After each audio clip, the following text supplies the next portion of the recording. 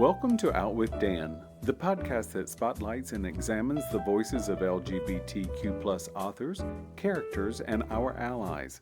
Together, we lift our voices and we tell our stories. I'm Dan White. Join me as I chat with this week's author.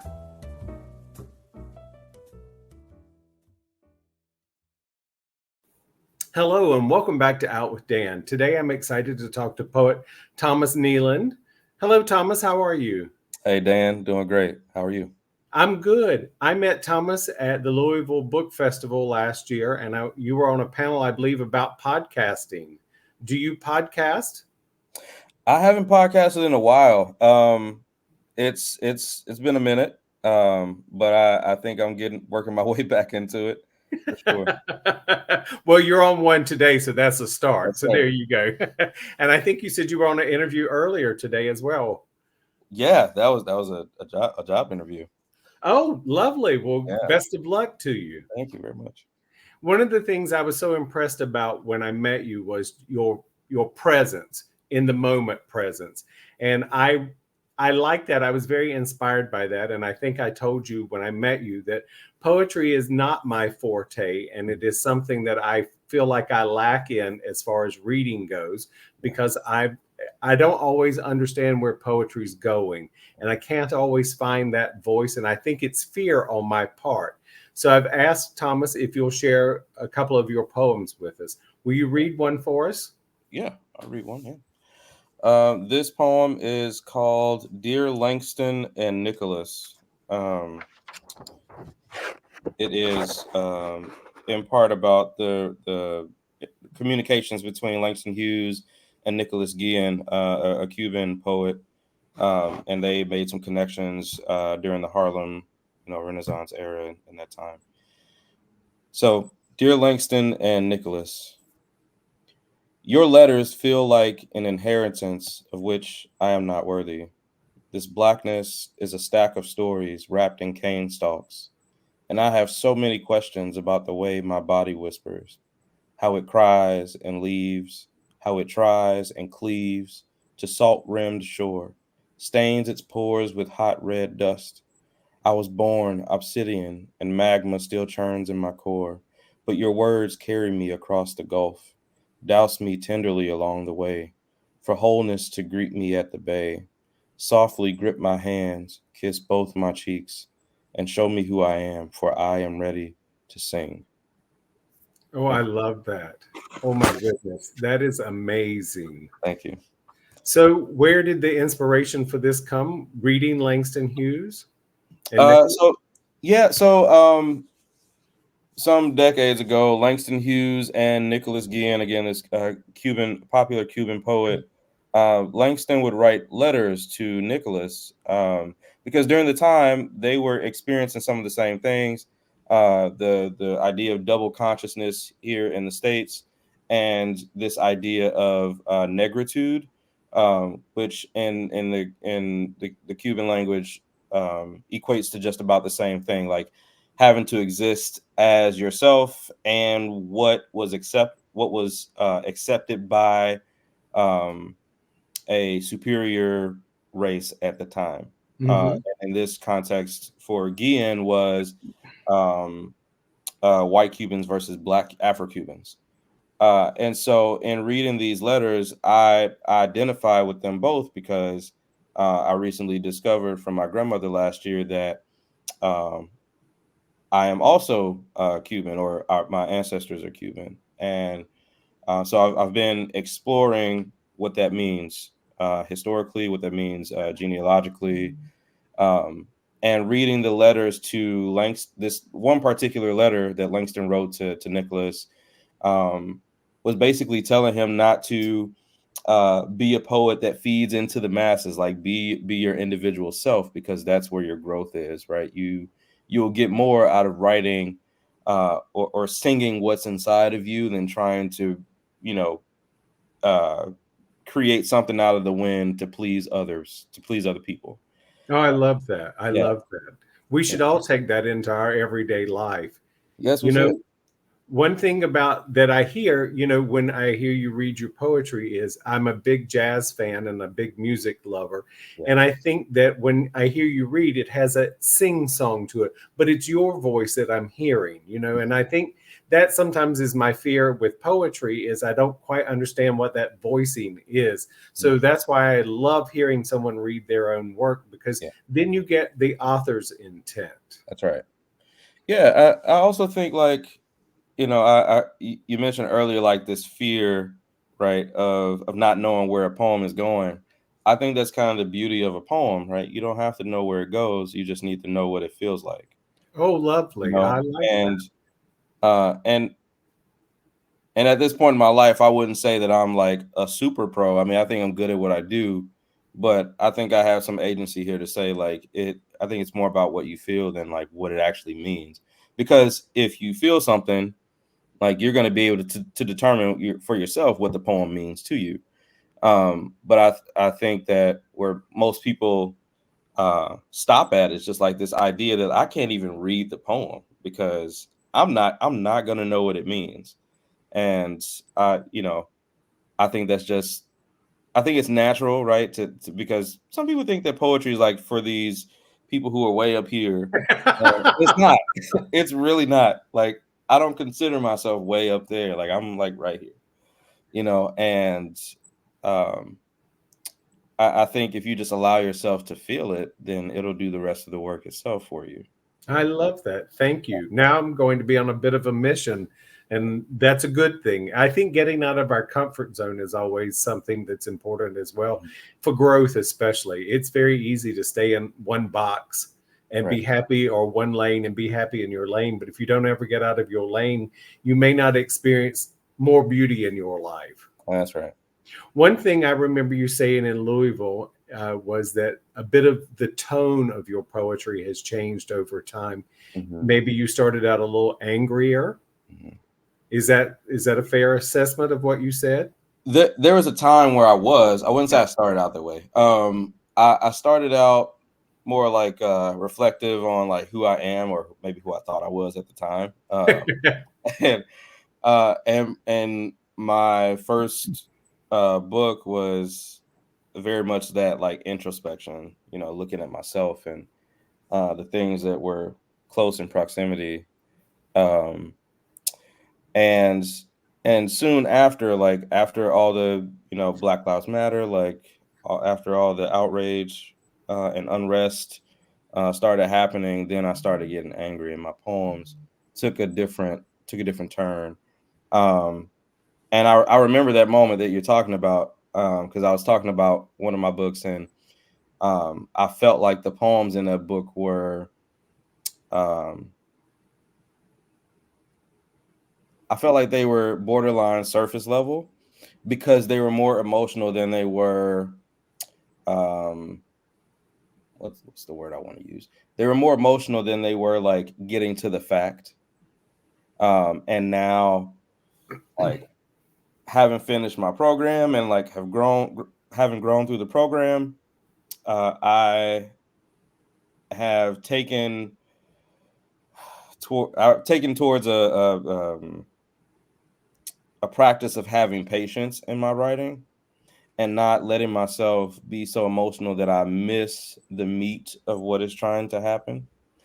Um, I think there's something to be said about like sitting with the facts and making logical decisions about them, which then impacts the emotional decisions that you make. And I think Robert Hayden is a poet who is great at that, and that's where I kind of developed that trait from by reading his work. He wrote a poem called "Middle Passage" about the Middle Passage in the slave trade, and he wrote it with such beauty that you wouldn't know that he was upset, right? Because it was beautifully written. And those are the types of poems that I would like to write because the reality is things are still happening, um, and I still have things to say, but they need to be written in a way that is one received by other people, but also is able to deliver the gut punch that I wanted to deliver. while being beautiful. I love that. I love that. And I do want to say for the audience that there is a time and place for anger. You Mhm. know, injustice often brings anger, as well it should, because when people are unjustly treated, Mhm. we have to fight back because otherwise we become a doormat. But I certainly do celebrate the fact that you're taking this anger or feel the anger and then you're channeling it into something that is reflective of you, which is, I Right. think, important for any reader to Yeah. be able to hear the reflection of you in it. Yeah. And you mentioned the program, and I do want to highlight the fact that you have finished your Master's of Fine Art at Butler University. Yeah. Congratulations. Thank you. I think that's absolutely magnificent. And it's something I like to see in everybody. Higher education is so important when Mhm. it's available. Did you find that there was very much diversity in races and orientations, or how did that affect your college life? Yeah. I mean, and with the MFA specifically, at Butler, I think they have a pretty diverse community. Um, Nice. Not as diverse as I would want it to be, but diverse nonetheless. Um, and something that's probably more important than diversity is equity, and I think Butler does a great job of being equitable Nice. with students. I personally, as a student of color, I would like to see more faculty of color, and that doesn't mean black faculty. That means black faculty, Latinx faculty, but then also seeing more marginalized groups being represented as well. More women faculty, women of color in faculty, those who identify within the LGBTQ population, right? Making sure that everyone has somebody that they can go to and find the spaces where they can, truly belong. I Uh, love that. Totally agree. It's so important. I think, if you don't ever see yourself represented in life, but especially in education, you will always feel marginalized because we all look for our tribe, whatever that tribe is, and we can have more than one tribe. We can have multiple tribes, but it's good to be able to see our own selves reflected back at us. right. So I'm happy to hear they're doing a good job, and we've all got room for improvement. Yeah. Except me, of course, I'm perfect, Thomas, just so we're clear. And anyone who knows me knows I'm far from it. So Oh Lord. you have a second poem that you'll read for us, is that correct? I do. And this poem is actually a reflection of what I was just talking about with like the beautiful poem that delivers the gut punch. I didn't do this on purpose either, so it's kind of worked out that way. This poem is called "Why Some People Be Wanting to Erase Us All the Time," and this poem was written after Lucille Clifton's "Why Some People Be Mad at Me Sometimes." They list all the things about us they would like to forget, but we record the things about us they do not regret. We were the first of the fearful, locks draping our shoulders like a looming curse. Olive skin ripped us from our sockets, saw us as gold nuggets on the coast to be traded for a ransom that had already been paid. Like a looming curse, olive skin ripped our skin into purple flesh, said God was angry with us for the ransom his son had already paid. We believed every word you said. Our flesh turned darker, thought God was angry. We were sour figs, bruised and beaten, hanging from brittle branches, clinging to every word you said. Sola scriptura from the master's table. And we were your beasts, bruised and beaten and burdened, the first of the feared, locks draping our shoulders, golden sculptures on the coast, taken for ransom, fruit for famine. Thank you. Jeepers Creepers. That is amazing. Amazing. And it does deliver as well, Thomas. That is amazing. Thank you. Thank you for sharing that. You Absolutely. also are a part of something called the Elevation Review. Will you tell us what that's about? Yeah. So in 2020, at the onset of the pandemic, I founded a literary journal called the Elevation Review, and the initial vision of the review was to amplify the voices of underrepresented writers across the country and the globe. Since then, we have published over 500 poets Wow.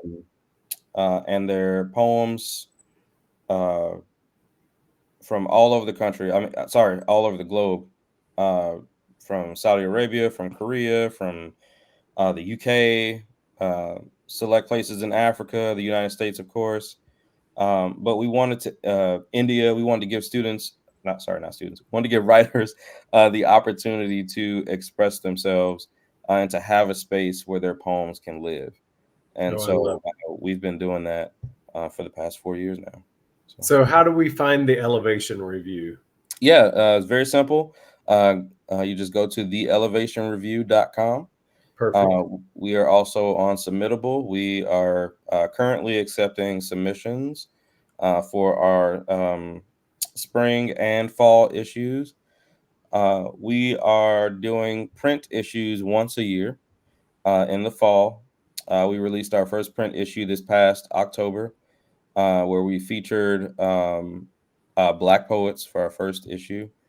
And it was absolutely amazing. I think I have a copy of it right here just to show you on the screen. Yes, I love it. I think I do. I should. It was here yesterday, so it should be here today. Welcome to my world.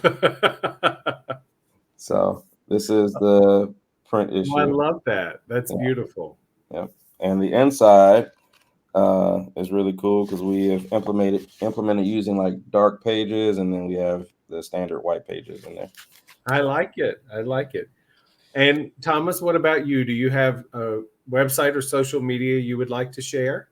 I do. My website is thomaskneeland.com.